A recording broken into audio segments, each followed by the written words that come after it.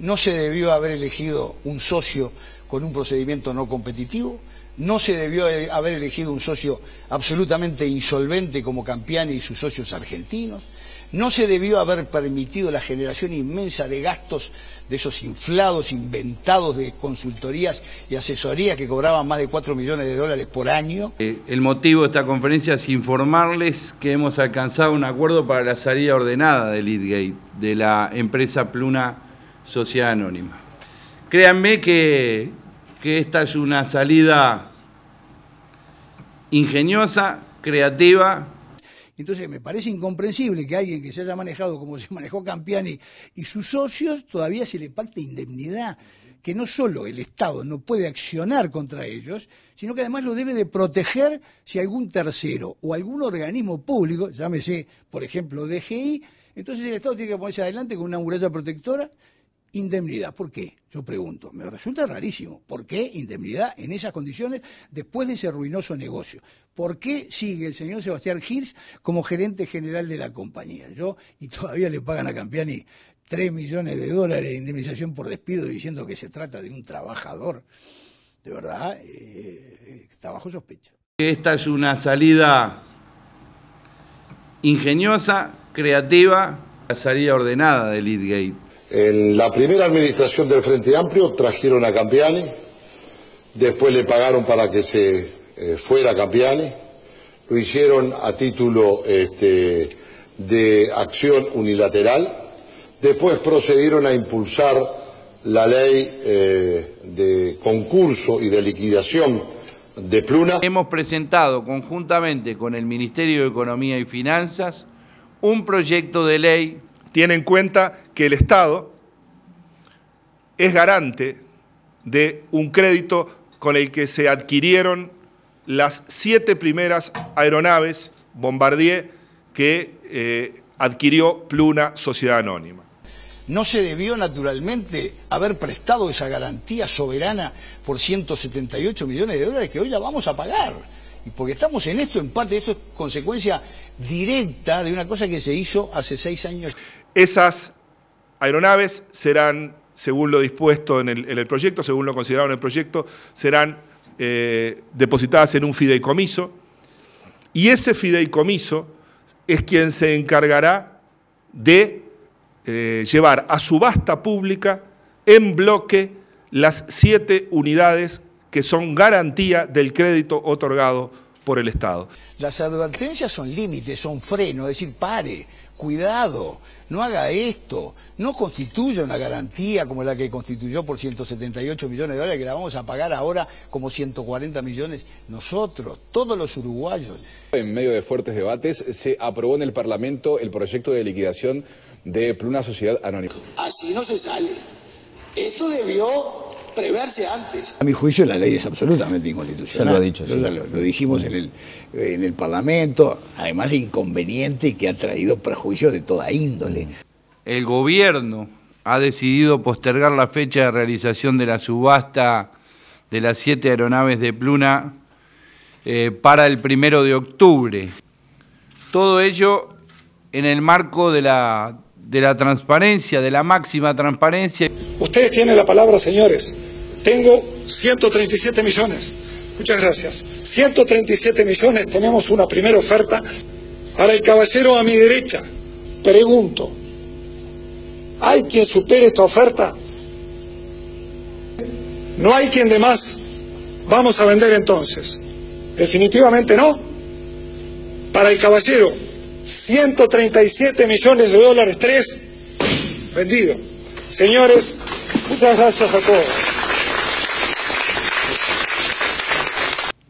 Se terminaron las especulaciones. Hoy hay una realidad, un hecho incontrastable. Nosotros nunca quisimos entrar en el terreno de la especulación. Estamos satisfechos por haber propuesto y obtenido del Parlamento Nacional el apoyo para la utilización del instrumento de la subasta como una herramienta válida por su transparencia, herramienta de la cual nunca dudamos. De manera transparente y sobre todo, y lo que es más importante, en un escenario como el de la subasta, que asegura las condiciones adecuadas para que cualquier oferente pudiera hacer su propuesta por el lote subastado. Se presentó en la reja como un interesado, pero no lo dejaron entrar. Le dijeron que el ingreso para los interesados era en otro lugar, y molesto, diciendo que era una vergüenza, se fue a buscar por dónde ingresar. Al irse, habló brevemente con algunos periodistas. Dijo que era de la empresa Cosmo de Capitales Españoles, que venía a ver la subasta por si surgía algo. Y cuando le consultaron si su empresa había presentado el aval bancario de unos 14 millones de dólares, dijo que no, pero cuando compró quedó comprobado que sí lo había hecho porque era requisito para ofertar. La empresa Cosmo tiene su sitio web en construcción. El gobierno tiene la obligación de actuar creíblemente y al mismo tiempo transmitir la tranquilidad y la confianza que es necesaria. Lo que la subasta asegura en primer lugar es que mediante un mecanismo transparente se adjudicó el lote y que el Estado ha preservado el valor de los recursos que había invertido en la empresa mediante el otorgamiento de la garantía sobre las aeronaves.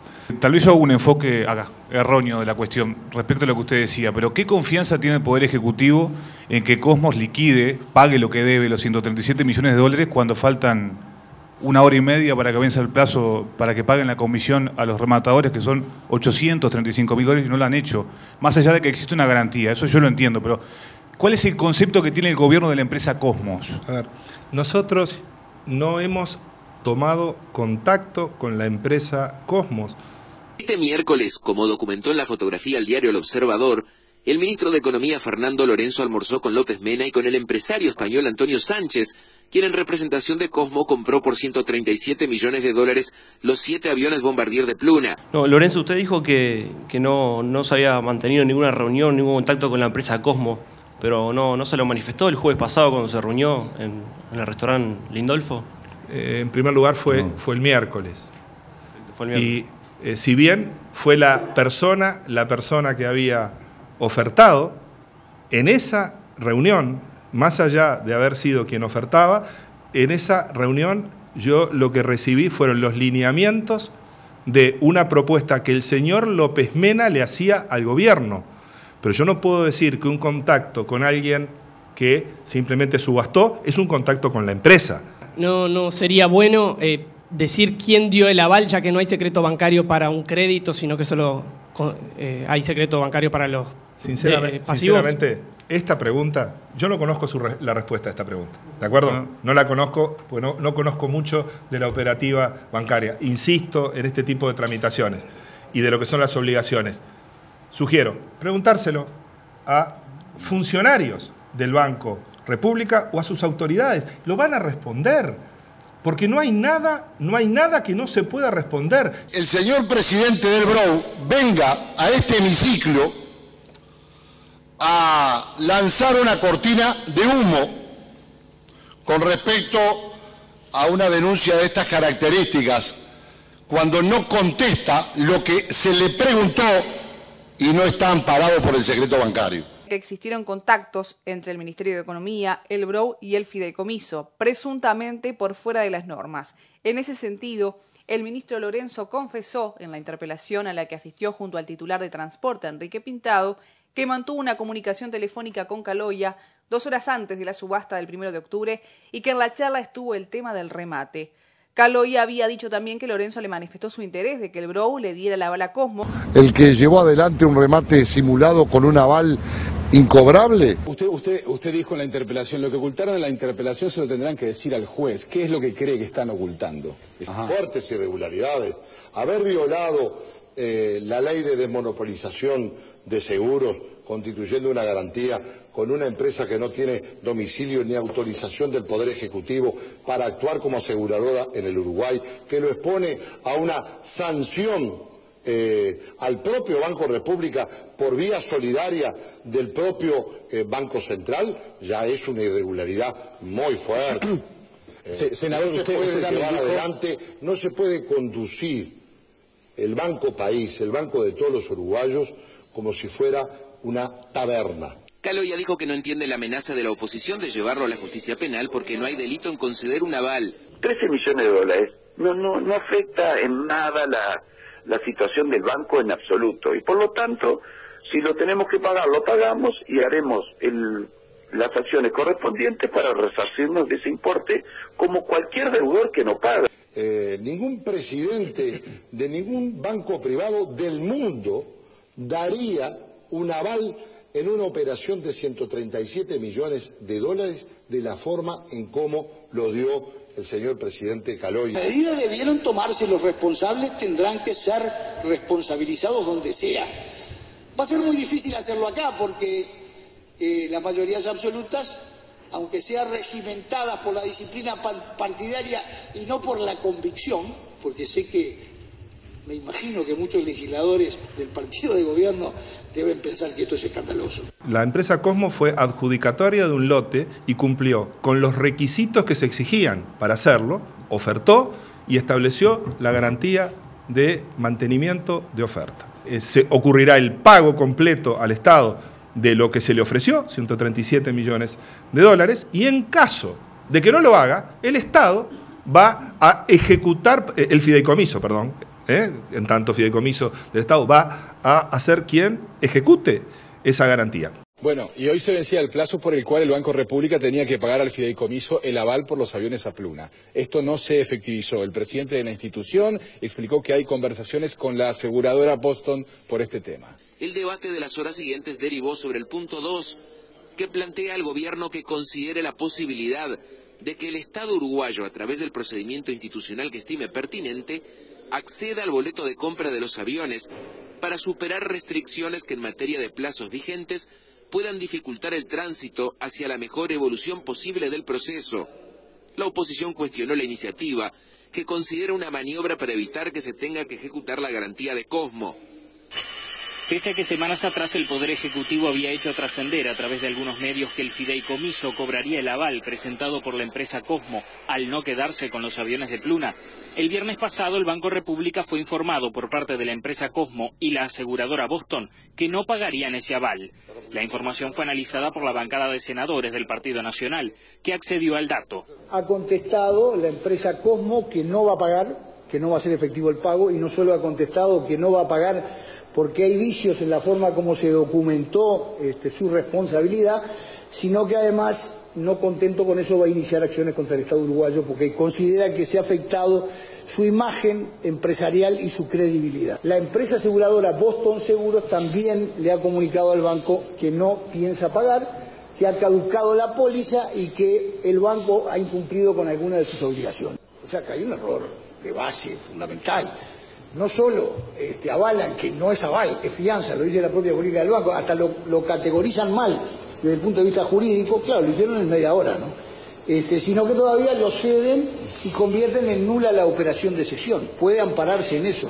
Del mismo modo, Boston Seguros aduce que se violaron las condiciones generales de la póliza, porque a Boston Seguros nadie le intimó, ni le requirió, ni le informó de todo lo que estaba pasando.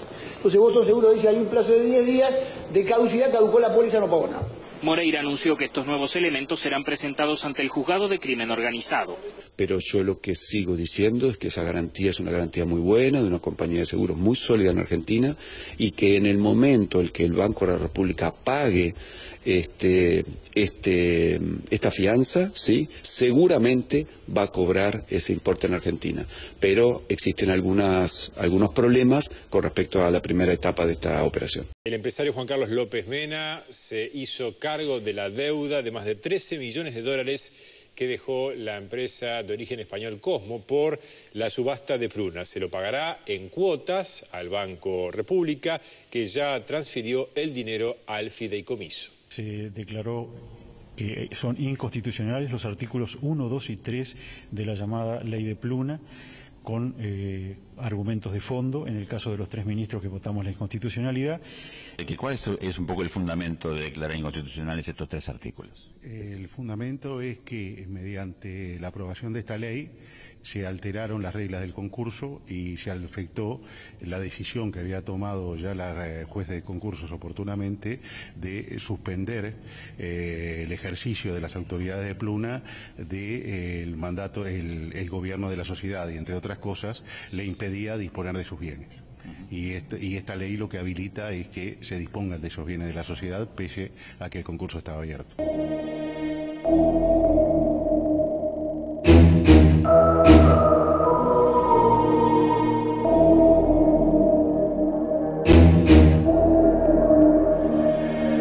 Asistimos al tramo final de la interpelación a los ministros de Economía y Finanzas y Transporte y Obras Públicas, promovida por el senador Carlos Moreira del Partido Nacional. La tercera interpelación sobre el tema Pluna.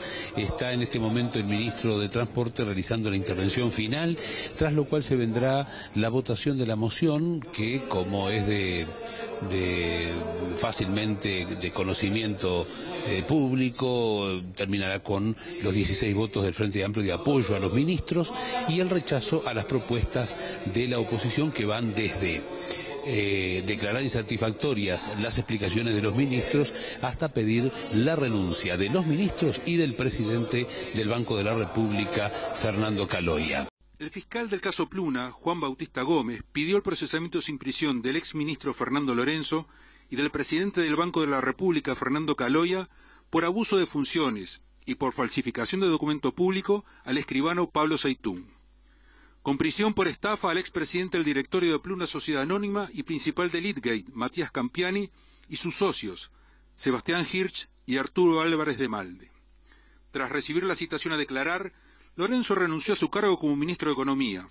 El principal argumento del fiscal para pedir los procesamientos de Lorenzo y Caloia es que ambos abusaron de sus funciones.